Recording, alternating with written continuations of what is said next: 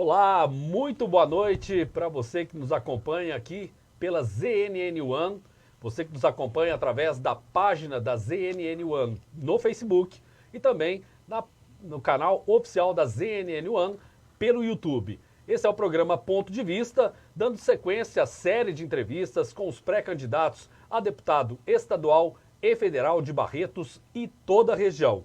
Hoje estamos recebendo o professor Johnny Barbosa, líder do movimento Acredito no estado de São Paulo, professor e especialista em políticas públicas de educação, graduado em História pela Unesp de Franca e também em Pedagogia, além de pós-graduado em Gestão Escolar e Alfabetização e Letramento, também é membro efetivo da Academia de Letras e Artes de Barretos.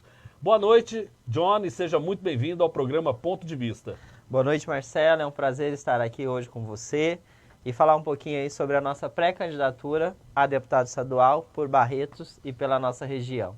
Bom, então, não sei se você tem acompanhado o programa Ponto de Vista, a gente, com essa série de entrevistas, a gente quer levar até os nossos telespectadores o perfil dos pré-candidatos, né? Muita gente ainda não conhece esse ou aquele pré-candidato.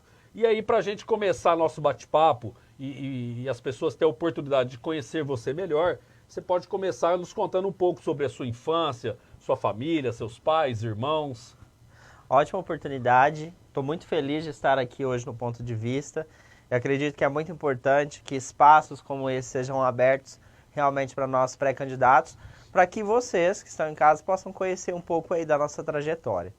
Bom, eu sou o Johnny, eu tenho 33 anos, como o Marcelo colocou, eu sou professor, dou aula há pelo menos 12 anos e hoje eu sou também um especialista na área de políticas públicas para a educação. Gostaria de começar falando um pouco aí sobre a minha infância. Eu sou filho da dona Sila e também do senhor Weber, né? Meus pais, pessoas muito simples, mas pessoas que me deram uma base familiar muito importante. Tive a minha infância ali na região do Califórnia, Barretos 2, todo aquele pedaço. Estudei no Dorotov, estudei no Giuseppe. Depois tive a oportunidade, através de uma bolsa de estudos, estudar no Colégio Soares de Oliveira. E me formei em História na Unesp de Franca. E foi aí que a minha trajetória começou relacionada à educação. Uma trajetória, a princípio, né, nas escolas públicas. Eu atuei em escolas como, por exemplo, o Paulina, tive a oportunidade de dar aula no Almeida, também dei muita aula em Guaíra, e depois eu tive a oportunidade de entrar num colégio privado, e eu estou nesse colégio até hoje. Entre 2017 e 2019, eu fiz um trabalho super bacana relacionado à assessoria pedagógica, através de uma oportunidade de trabalho, onde eu pude percorrer o Brasil todo, conhecendo realidades educacionais muito distintas. Então eu estive na Amazônia, estive na região sul do país, enfim, nas 5 regiões do país, conhecendo realidades distintas de educação para conseguir, a partir aí da minha orientação, né, traçar metas para que elas pudessem melhorar o seu ensino-aprendizagem. Então foi uma experiência muito bacana, muito válida e que me enriqueceu muito como profissional. Johnny, você foi assessor, né, na Câmara Municipal de Barretos, você foi candidato a vereador em 2020, Sim. Ficou como primeiro suplente, você foi candidato pelo MDB, né? Exato. Tá, e você teve até a oportunidade de atuar como vereador, né? Você teve algumas sessões que você atuou como vereador. Essa foi sua primeira participação disputando um cargo público? Foi sua primeira candidatura? Sim, Marcelo, essa foi a minha primeira candidatura. A minha história com a política ela é uma história já de bastante tempo. Faz pelo menos 10 anos que eu sou envolvido aí com a política, mas sempre militando, trabalhando, né, com ações de militância relacionada à educação, relacionada à cultura, relacionada aí à questão do primeiro emprego. E aí eu fui tendo oportunidades ao longo desse período, né? Tive aí na assessoria parlamentar entre 2013 e 2014, fui secretário de Juventude do Conselho Municipal de Juventude da cidade de São Paulo, tive aí na elaboração de alguns planos de governos relacionados mesmo à cidade em si. Enfim, fui tendo uma trajetória sempre relacionada aos bastidores. Em 2020, eu decidi ser candidato a vereador. E aí eu tive a primeira experiência. Eu tive 566 votos, né? Foi uma experiência muito significativa para mim. Eu fiquei na primeira suplência do vereador Chafei, todos conhecem. O Chafei, logo no início do mandato, teve um período que ele teve Covid, infelizmente, né? E aí, durante um curto período, eu estive substituindo ele, com muita honra nesse processo, e pude servir a população enquanto vereador naquele curto período. Foi uma experiência muito significativa, o que me fez, né, querer continuar na política e querer contribuir mais com a sociedade. E é por isso que eu estou apresentando agora o meu nome como pré-candidato a deputado estadual. E nessa ocasião de 2020, o MDB acabou mudando, né, de uma coligação para outra, e teve vários nomes que sairiam, né, na chapa, né, os candidatos de vereador que acabaram desistindo. Isso prejudicou também, né? Porque na somatória de votos você poderia ter assumido realmente uma cadeira, né? Exato. Se nós fôssemos, né, realmente naquela composição inicial da chapa do MDB, eu provavelmente hoje estaria eleito, né? Eu trabalhei muito nesse sentido, a gente traçou um planejamento para que essa eleição ocorresse, né? Mas não era o momento de Deus. Eu entendo que também tudo tem o seu momento. A gente tem vereadores que foram eleitos com menos votos que eu, né, que hoje estão na Câmara Municipal, por conta mesmo do sistema eleitoral brasileiro, da questão mesmo da representatividade dos partidos.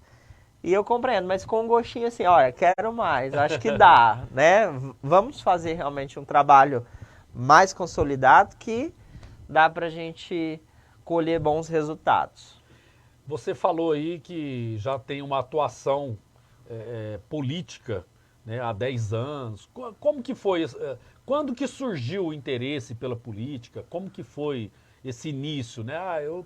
Você sentiu o interesse em estar participando, em estar atuando? Como que isso ocorreu? Isso ocorreu na escola, né? Enquanto aluno, eu tive a oportunidade, ainda no ensino fundamental, lá na escola Giuseppe Carnímio, escola municipal, de participar do Grêmio, né, escolar da escola, né? Lá eu fui secretário de comunicação desse Grêmio. Foi uma experiência muito legal, ali eu já comecei a movimentar, fui representante de sala. Então eu sempre tive, de alguma forma, trabalhando nessa questão relacionada à política, porque a política ela acontece em todos os espaços, não é necessariamente nessa situação de eleição a cada 2 ou 4 anos em si, né? Então, lá no espaço escolar, esse processo já se iniciou. Aí, em 2012, eu tive um convite para trabalhar na Secretaria de Direitos Humanos da cidade de São Paulo. Na época chamava Secretaria de Participação e Parceria, hoje é a Secretaria de Direitos Humanos. E aí eu fui para São Paulo, e aí eu trabalhei na Coordenadoria de Juventude, trabalhei na Coordenadoria do Negro, trabalhei na Coordenadoria da Mulher, na Coordenadoria LGBTQIA+, que eram coordenadorias ligadas à Secretaria de Direitos Humanos em si.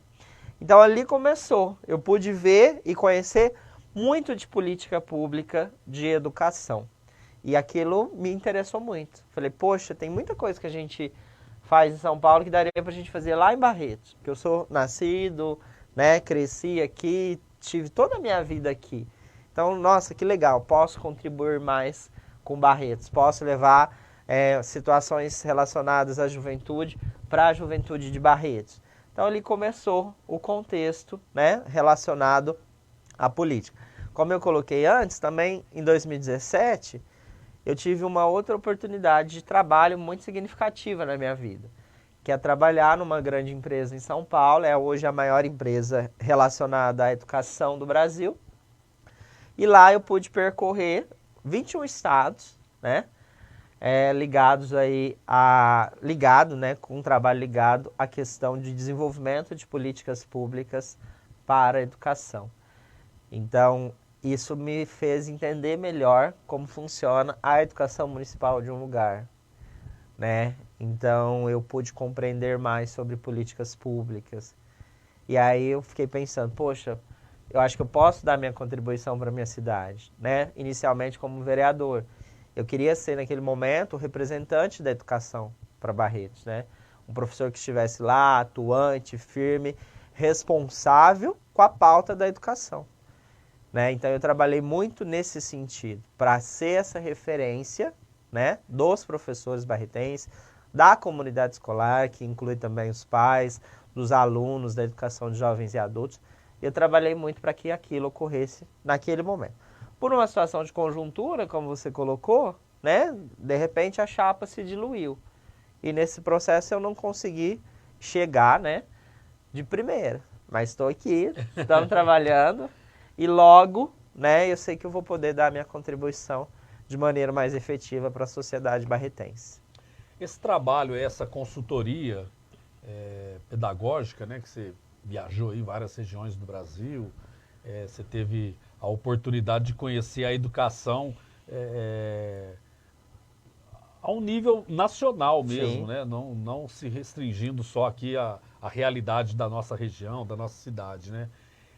Hoje, qual seria assim a principal questão para melhoria da educação? Um ponto, assim, uma questão pontual mais importante hoje na questão da educação no Brasil. Quando a gente pensa em educação no Brasil, é importante a gente fazer um recorte, né? É muito comum, quando você ouve falar de educação, que os mais velhos se lembrem com muita alegria, né, com uma certa nostalgia de uma educação lá dos anos 80, tá? O que acontecia lá? Lá nos anos 80, anos 70, anos 60, na verdade a escola ela não era para todos. Era muito comum que a criança, Marcelo, quando ali ela não conseguia ser aprovada, ela repetia de ano, o pai tirava e levava para a roça. Aquilo era muito comum no processo. O que acontece em 1988? Nós temos a Constituição Federal que ela fala o seguinte: olha, a partir de agora, a escola, desde lá da criança com 4 anos de idade na educação infantil, ela passa a ser obrigatória.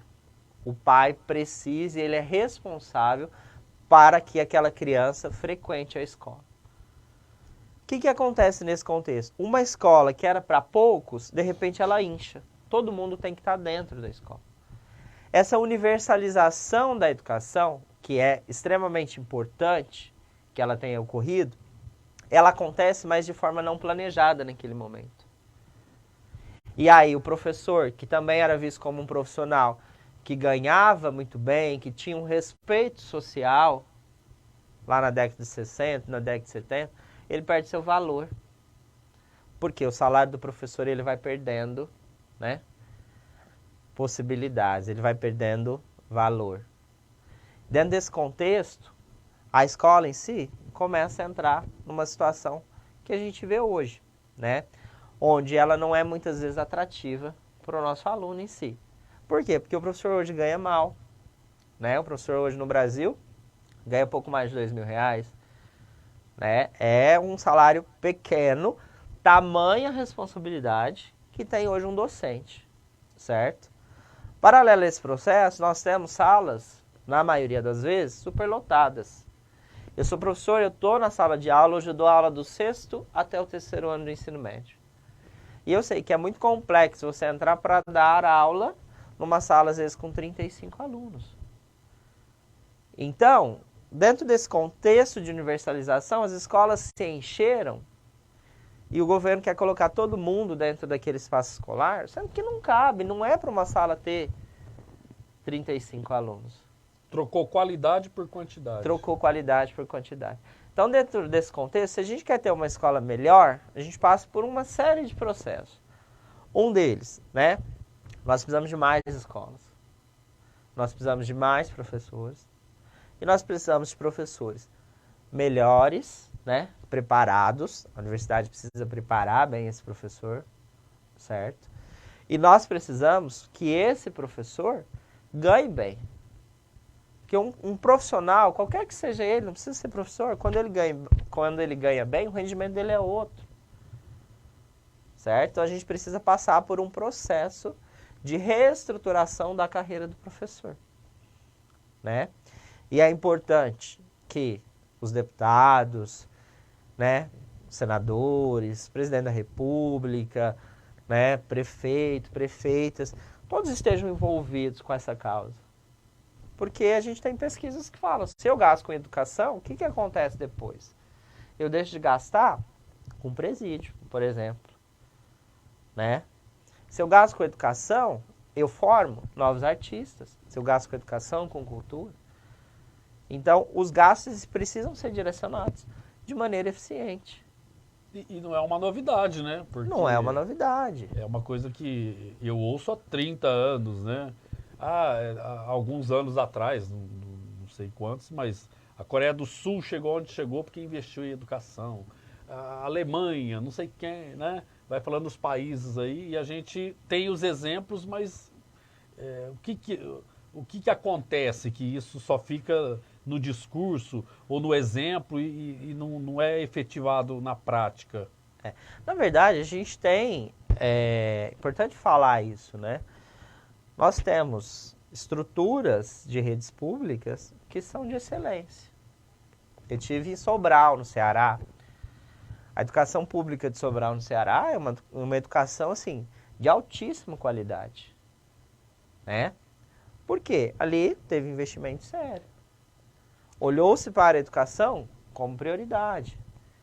E a gente ainda está num estado, né, que, pensando a nível municipal, que hoje a escola ela tem as competências, né? Tem o que é de competência do município, tem o que é de competência do estado, tem o que é de competência da federação. A níveis municipais, a gente tem exemplos muito legais de educação de qualidade. Vou citar, por exemplo, o caso de Itápolis, é um município que eu fiz um trabalho de assessoria, uma cidade próxima a nós aqui, 150 quilômetros. Quando eu fiz esse trabalho de assessoria no município de Itápolis, nós chegamos ao primeiro lugar no IDEB no estado de São Paulo. O IDEB é o Índice de Desenvolvimento da Educação Básica no Brasil, né? Ele mede a educação pública de qualidade. Itápolis conseguiu. Por quê? Itápolis investiu em políticas sérias. E quais políticas, né? Para a gente ver, para a gente enxergar, que são palpáveis. Primeiro, a gente precisa de professor ganhando bem. Segundo, a gente precisa de uma escola com estrutura. Uma escola que tenha, né, um número reduzido de alunos por sala. Não dá para fazer com 35, certo? Você tem que ter uma escola com salas para 20, 25 alunos. É o ideal. Né? Terceiro, a partir disso você precisa de um processo de formação contínua desse professor. Ele ganha bem, ele está numa escola bacana, com um número de alunos razoável por sala, precisa ser investido no processo de formação dele. Certo? Quarta situação, você precisa de materiais, né, de ensino que sejam realmente satisfatórios àquela realidade da rede e à necessidade da rede de desenvolvimento. Então, precisa olhar com cuidado para esse processo de escolha. Né? Depois, você precisa do quê? De tecnologia. A gente está num mundo que a tecnologia hoje é extremamente importante. Está todo mundo conectado. Veio a pandemia, né? E a pandemia virou todo mundo de ponta cabeça. Agora todo mundo precisa se conectar, um celular, um computador, um notebook. Só que a gente precisa entender, e aí vai uma estratégia importante relacionada à educação. O que acontece? Que a gente precisa compreender relacionado à tecnologia. Nem toda criança tem um notebook para estudar. Nem toda criança tem um celular com internet disponível. Então a gente precisa caminhar para um passo que a tecnologia, ela realmente adentre a escola e ela seja fortalecida por uma gestão comprometida com essa importância de entender que esse aluno, essa criança, ela vive num mundo tecnológico. E, portanto, certo? A escola é o espaço para abrir essas possibilidades, para ofertar isso para esse aluno. Né? Então, tem uma série de situações que a gente pode discutir que pode, de fato, melhorar a educação. Né? A gente pode falar, por exemplo, de currículo. Currículo hoje do ensino médio. Ele não é atrativo ao aluno. Né? A maior evasão acontece no ensino médio. Por quê? Porque o aluno não se enxerga ali. Certo? Agora a gente tem toda uma mudança de estrutura, vindo com documentos oficiais recentes, como a BNCC, que é a Base Nacional Comum Curricular, vindo com o currículo paulista, que visa, certo, reestruturar essa educação, para que esse ensino médio seja mais atrativo. Quando a gente fala de ensino médio, a gente está falando de adolescente de 14 a 17 anos. Ele está iniciando a vida profissional dele. Se ele abandona a escola, ele perde muito com esse processo. Ele está abandonando, muitas vezes, a possibilidade, né, de entrar depois no ensino superior. De ser um advogado, de ser um jornalista, de ser um assistente social, de ser um professor.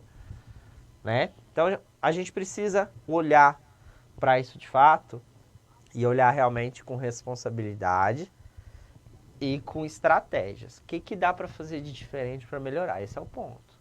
Se a gente não olhar com estratégia, infelizmente, nós vamos continuar fazendo mais do mesmo. Porque, Marcelo, literalmente, dinheiro tem. Ele precisa ser bem investido.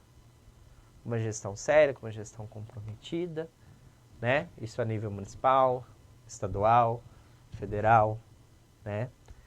Precisa ser olhado realmente com muita atenção, essa questão. Tá. Bom, a gente vai para um rápido intervalo. Na volta tem já bastante comentário aqui do pessoal.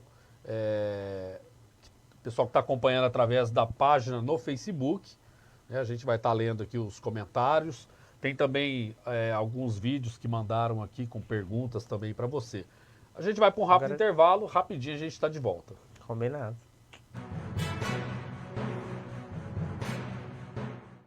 Móveis de qualidade com os menores preços e super facilitado para você pagar. Você encontra em Pedro Alvarenga Móveis. É isso mesmo.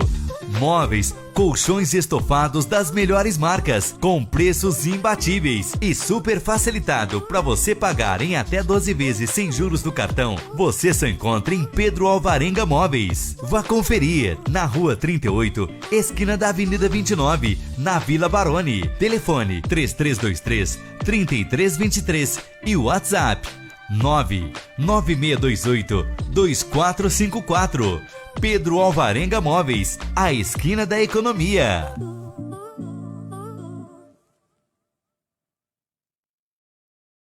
Venha conhecer a Li Capinhas. Aqui você encontra capinhas, fones de ouvido, carregadores, películas e muito mais. Tudo para modelos mais antigos até os mais novos. Aqui você encontra também presentes, bolsas, óculos, bonés, caixinhas de som, tudo com atendimento personalizado para você. Eu sou a Eliane da Li Capinhas, estou aqui para convidar vocês para vir conhecer a loja que fica localizada dentro do Tome Leve, da Avenida 43. A gente trabalha com acessório, capinha, carregadores e temos também a linha de presentes, boné, bolsa, carteira. E agora também com novidade fazendo assistência para o seu celular de todas as marcas. Aguardamos sua visita na Li Capinhas, anexo ao Tome Leve da Avenida 43, em Barretos.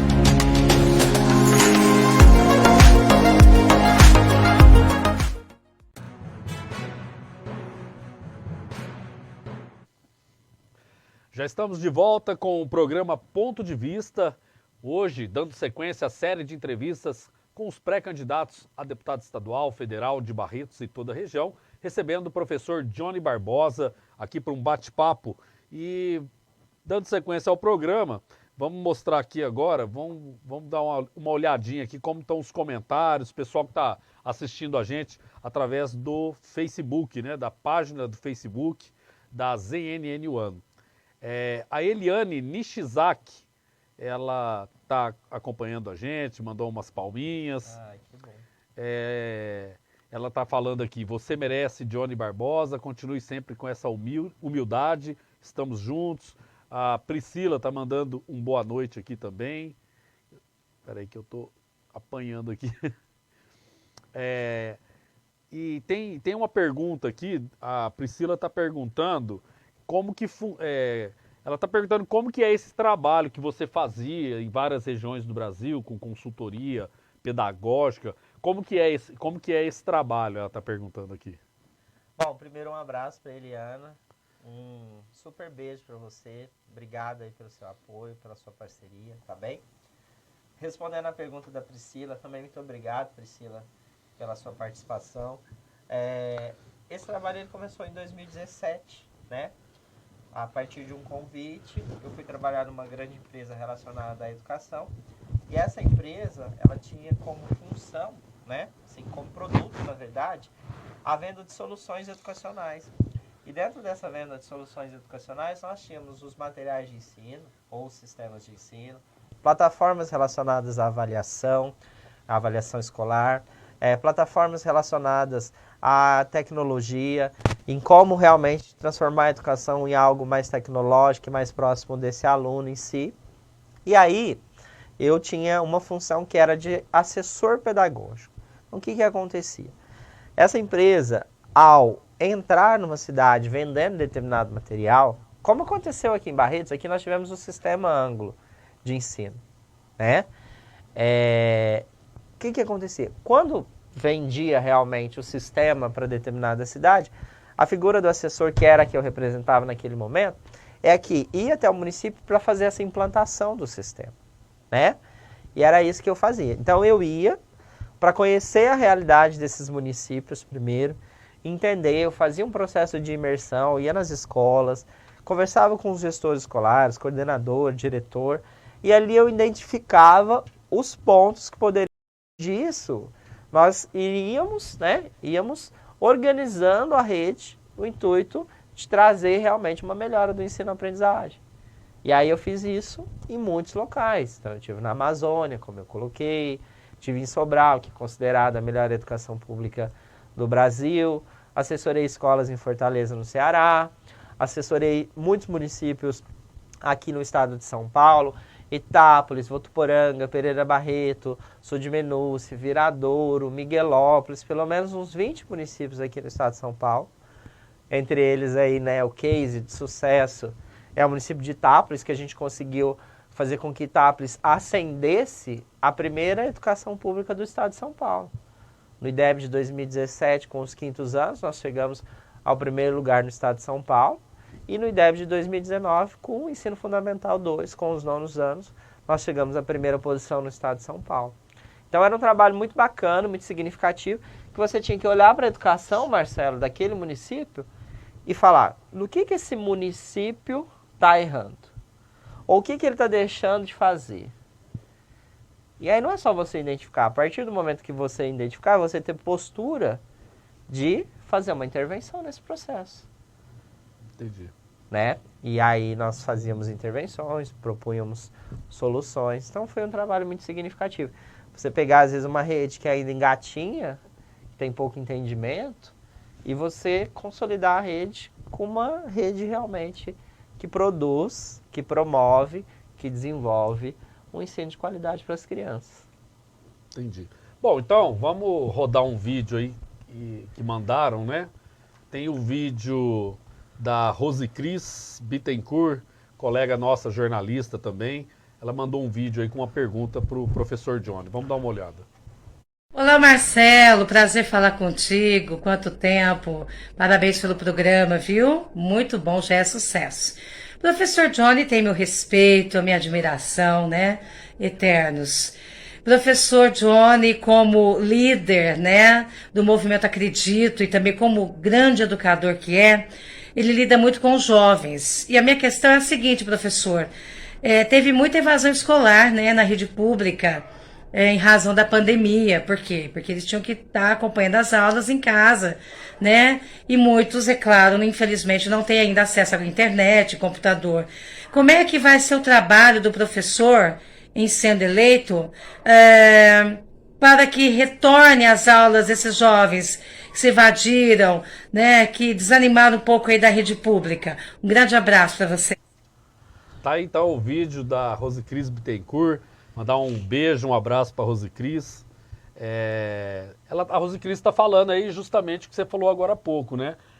Com a questão da pandemia e as aulas se tornando online, muita criança... É até uma questão que a hora que você falou, eu até ia te fazer essa pergunta.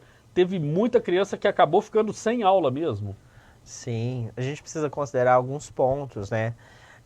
O Estado, ele ofertou, através da TV, né, a possibilidade desse aluno assistir a aula pela TV em si, mas numa carga horária reduzida.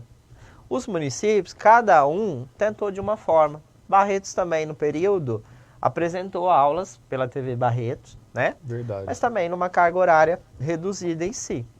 Tem municípios que as crianças ficaram sem aula e os professores ficaram fazendo comunicação por WhatsApp, mandando folhinha.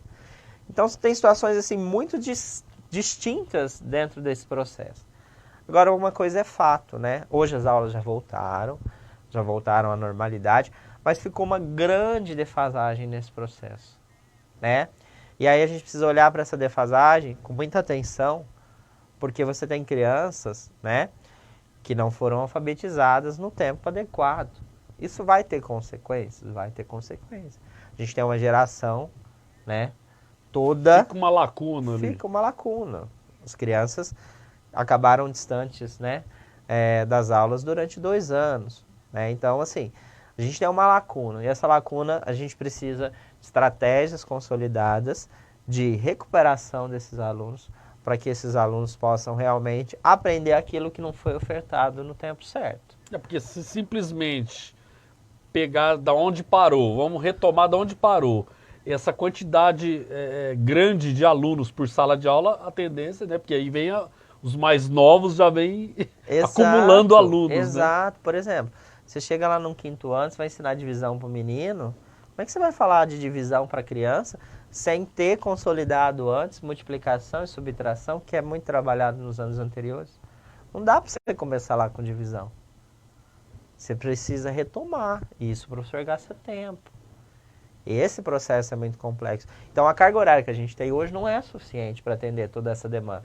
Para o menino estudar o que ele está vendo no 5º ano e para ele ver, pelo menos o principal, o primordial, do que era para ele ter visto no 3º e no 4º. Então precisa ter uma postura, né, interventora de ampliação da carga horária. Né? Esse aluno precisa voltar à tarde, você precisa de estratégias relacionadas a isso.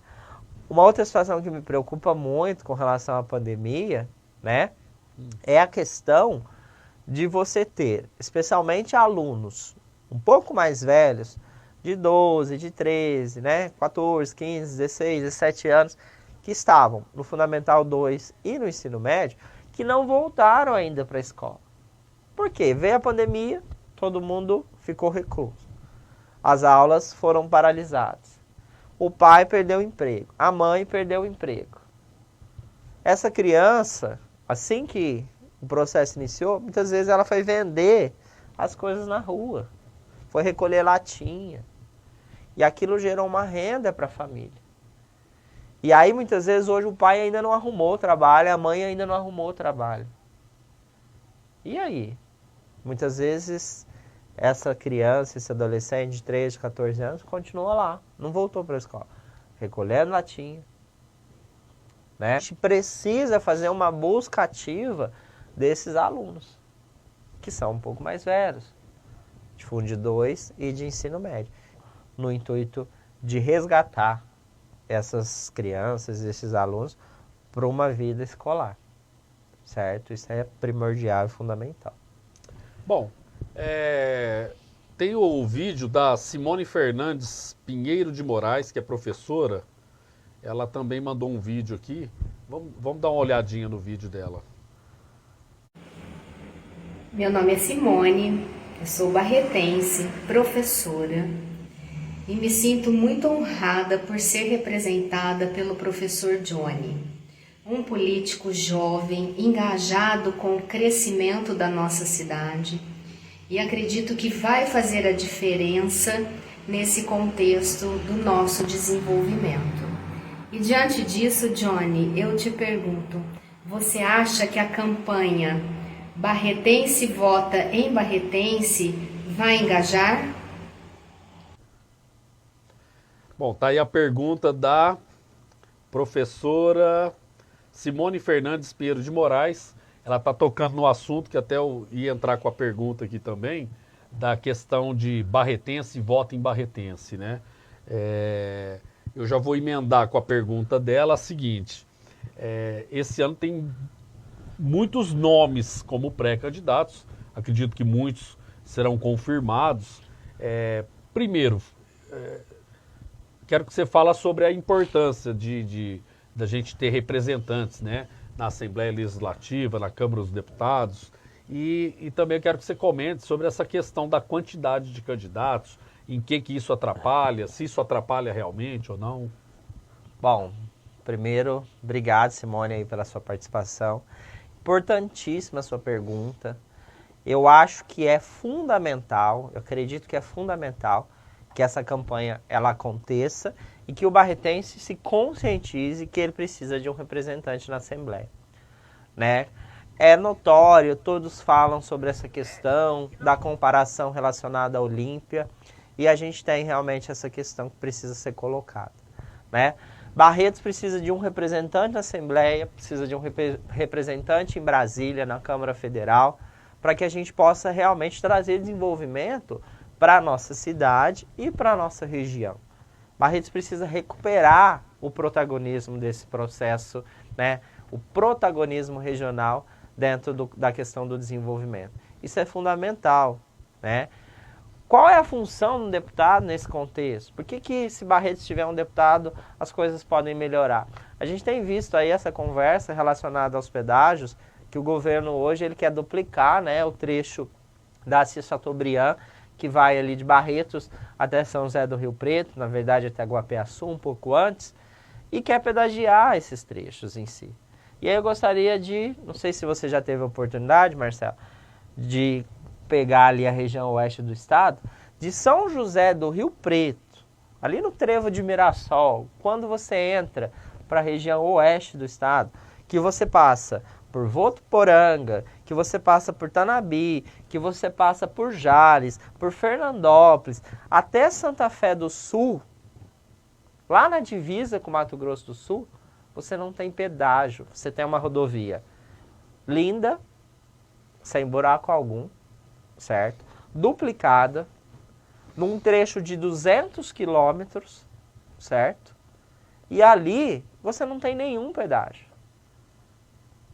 Olha só que interessante. Mas por que lá não tem? E aqui num trecho até Rio Preto, eles querem pedagiar? Porque lá naquela região a gente tem o Carlão Pignatari, que é deputado por Votuporanga. Foi prefeito de Votuporanga, é deputado, é presidente da Assembleia Legislativa, certo? Deputado estadual. Lá em Santa Fé do Sul, você tem o Itamar Borges, que é um deputado forte naquela região. Então, dentro daquela questão, olha a importância de você ter representatividade, certo? Quem economiza com isso? A população, é claro. Quem se beneficia com isso? A população. Então, se você tiver realmente deputados de Barretos, né, você consegue travar uma briga, certo? Você consegue realmente trazer a questão do desenvolvimento para a nossa cidade, certo? Então, assim, respondendo a sua pergunta, eu não só acho, eu acredito muito nessa questão. O barretense precisa se conscientizar e precisa votar, né, nos seus candidatos em si. E aí você colocou que a gente tem realmente muitos pré-candidatos, né? Eu sou pré-candidato. Ô, Johnny, eu quero que você fale sobre essa questão da grande quantidade de candidatos. A gente vai para mais um rápido intervalo. Aí na volta eu quero que você fale mais sobre isso aí. Perfeito. Rapidão a gente está de volta.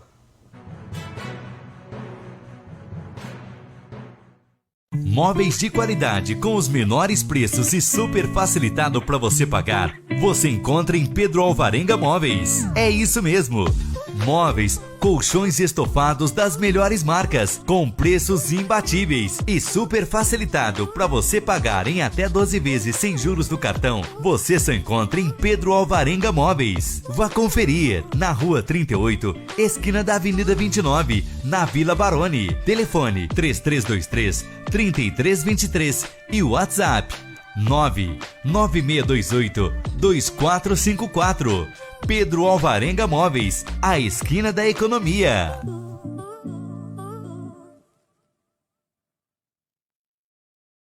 Venha conhecer a Li Capinhas.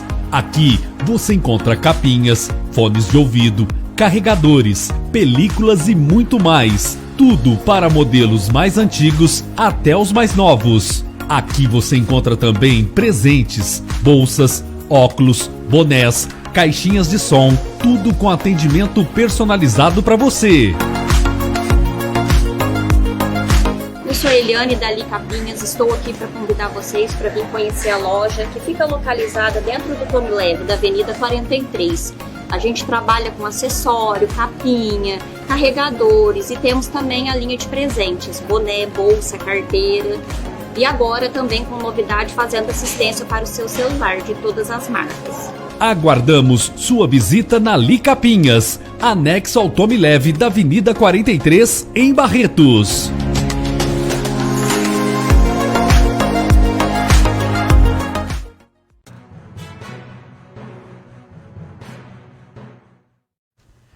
Já estamos de volta com o programa Ponto de Vista, através da ZNN One, né, através do canal oficial da ZNN One no YouTube.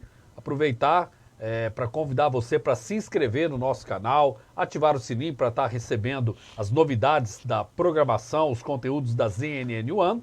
E também para quem está nos acompanhando através da página da ZNN One no Facebook, pode estar mandando aí os seus comentários, suas perguntas, né? A gente está aqui no último bloco, ainda dá tempo de você mandar sua pergunta para o professor Johnny, pré-candidato a deputado estadual pelo PDT. Isso. Né?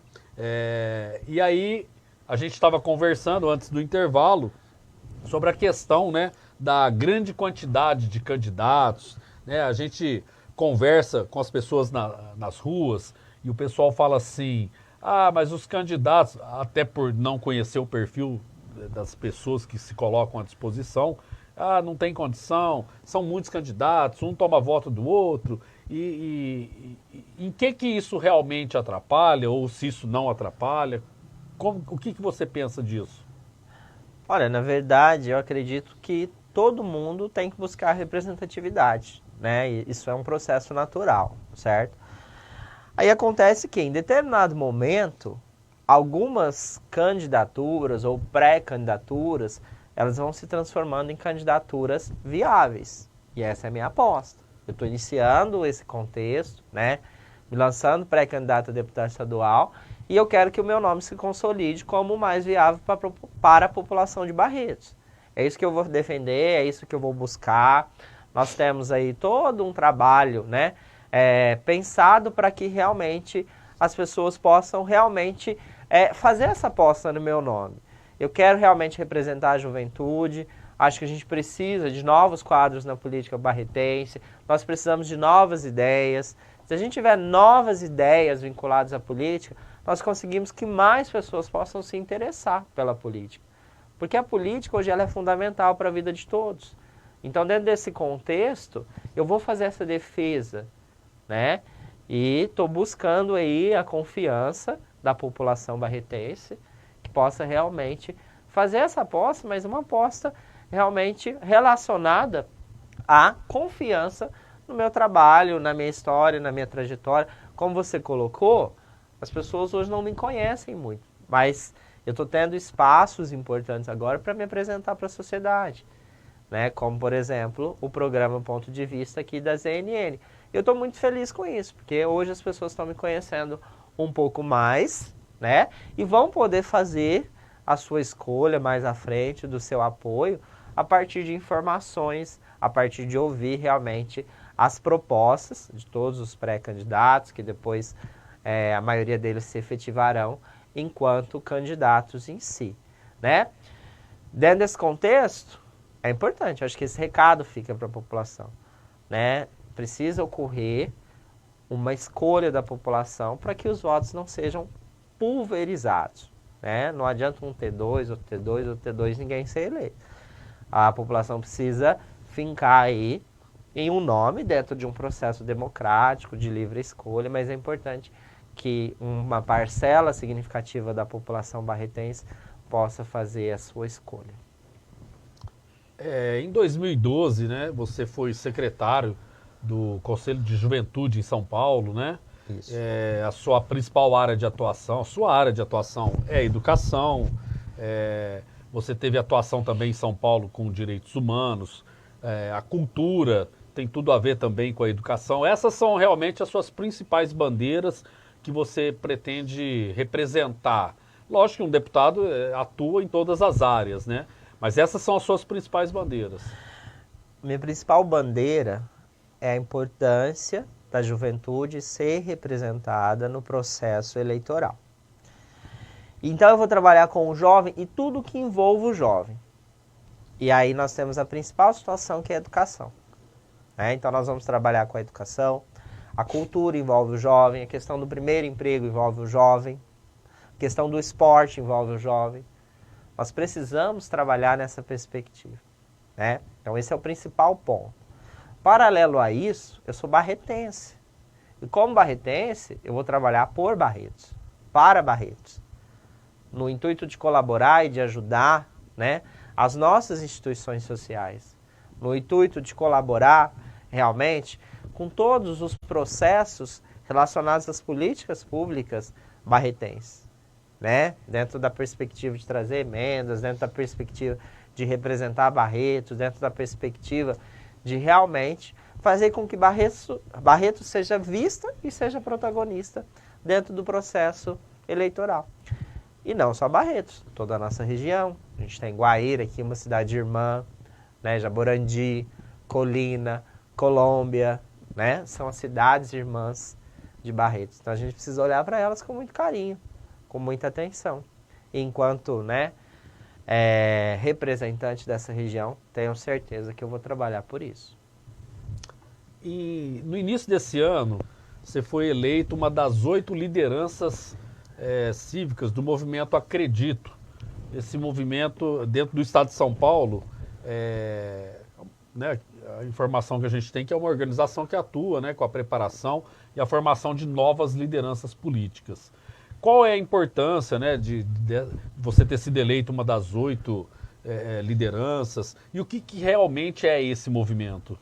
Na verdade, o movimento Acredita é um movimento de renovação política que busca preparar pessoas que se interessam por fazer a boa política. Então, essa preparação ela acontece também a partir do estudo. Para você ser hoje um deputado, para você ser um vereador, para você ser um prefeito, você precisa estudar e compreender realmente de máquina pública e compreender realmente de políticas públicas. Então, esse movimento Acredita, ele está muito focado nessa questão de preparação. Ele é um movimento que ele é nacional.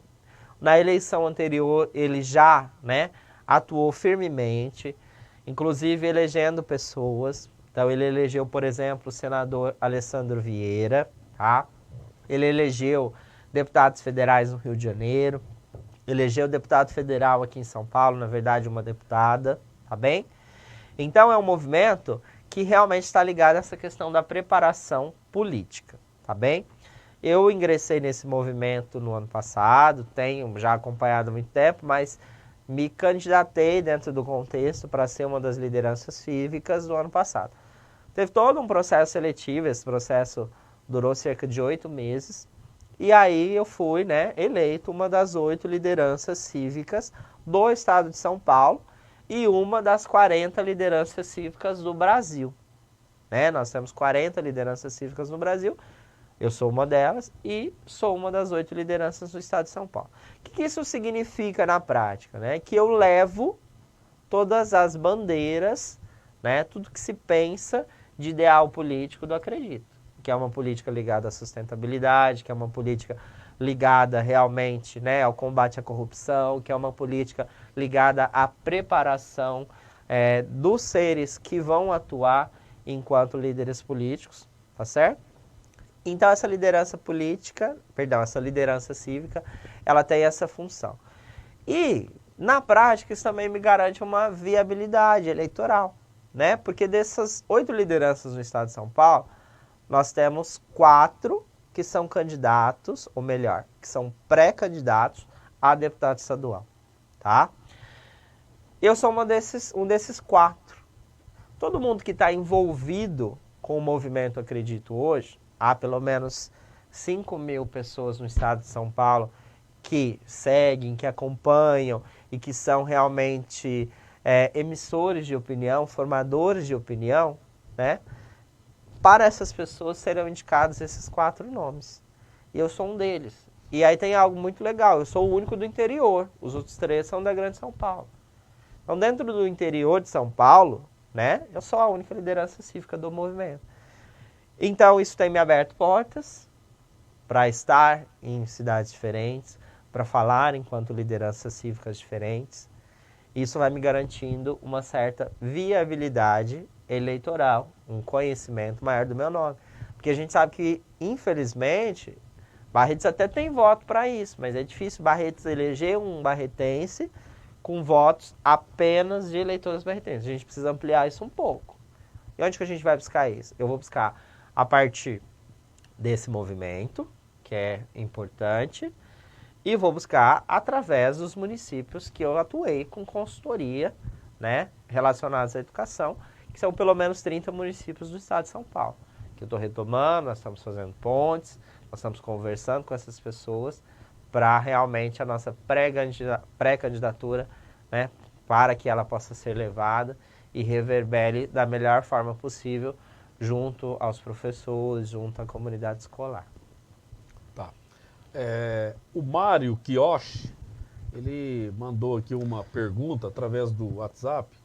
Ele fala aqui, ó, muitas pessoas entendem que além da representatividade e defesa dos interesses da região nas votações da Assembleia e em conversas com o governo do Estado, a principal vantagem de termos representantes na Alesp e na Câmara dos Deputados é a conquista de mais recursos para a região.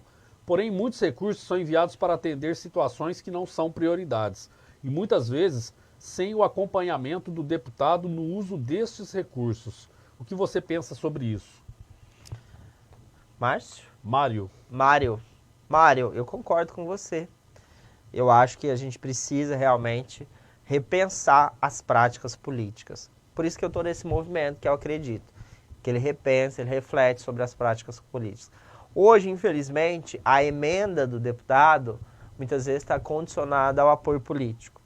E aí o deputado não está muito preocupado qual é aquela instituição que ele está beneficiando. A gente sabe que tem instituições muito sérias, né?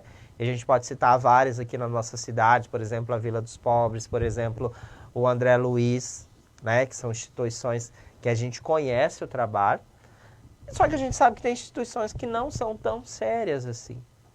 E aí quando você tem um deputado que ele condiciona a emenda ao apoio político daquela instituição, isso é muito ruim. Porque aí não há uma preocupação real com o valor do dinheiro público.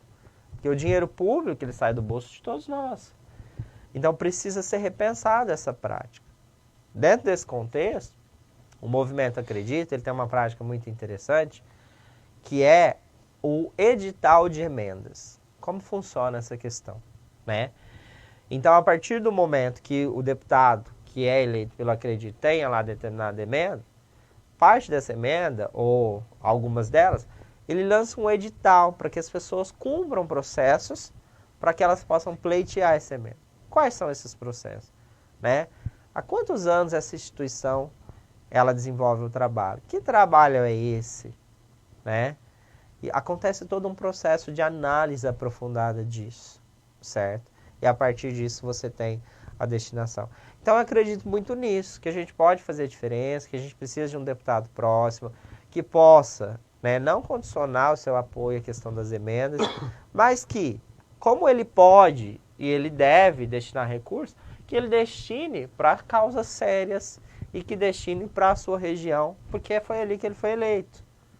Né? Então nós precisamos desse contexto realmente de seriedade de todos os personagens políticos, ok? Isso acontece também na questão da vereança. Agora a gente tem as emendas que são impositivas. Então precisa haver realmente um trabalho sério nessa perspectiva.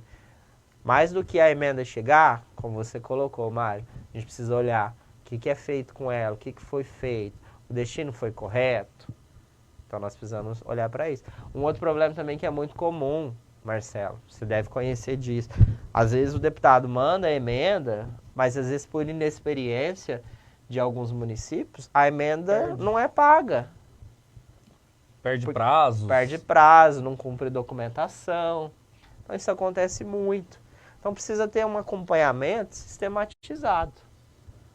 Certo? Então a gente precisa olhar para isso realmente com muita seriedade. Agora, tem uma questão que a gente já viu algumas situações, né?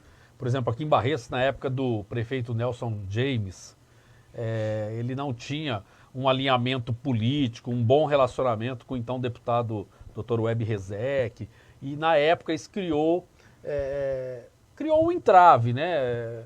O deputado poderia ter conseguido mais coisas para Barretos naquele momento, mas tiveram essa divergência. Como que está esse relacionamento seu com prefeituras? Marcelo, independente de prefeito, de prefeita, certo? A minha camisa é a camisa de Barretos e das nossas cidades irmãs. Então, independente de eu ter relacionamento, primeiro, assim, eu tenho um relacionamento cordial com todos, certo? Mas independente de relacionamento, acho que um deputado ele não pode ter isso. Ele foi eleito para ajudar aquela cidade. Ele foi eleito para ajudar o desenvolvimento daquela região. Então é nisso que eu estou focado, certo? Independente da prefeita e depois se ela for reeleita ou não for reeleita, eu trabalharei em prol de Barretos, para ajudar Barretos, para mandar emenda para Barretos. Esse é o nosso foco, tá? Que Barretos possa ser realmente representada, que eu possa chegar lá, né, na Assembleia vestindo realmente a camisa de Barretos, para ser um defensor da nossa instância turística, para trabalhar buscando recursos, para trabalhar representando não só os jovens, mas toda a população de Barretos.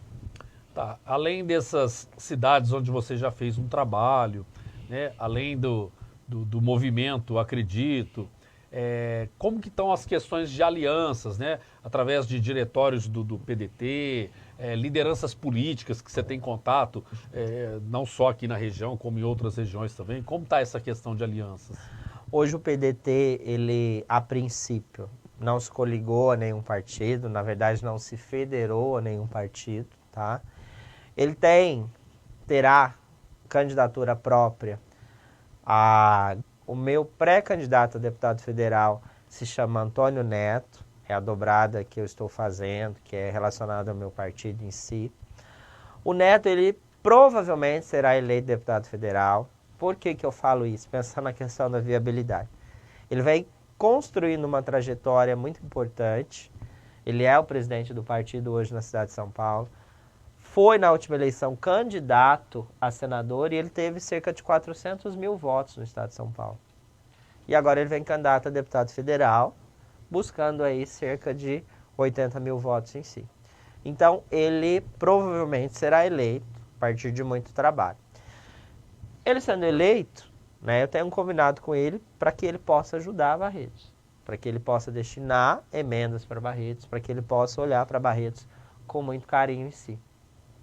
Paralelo a ele, nós temos um pré-candidato a governador, que se chama Elvis César.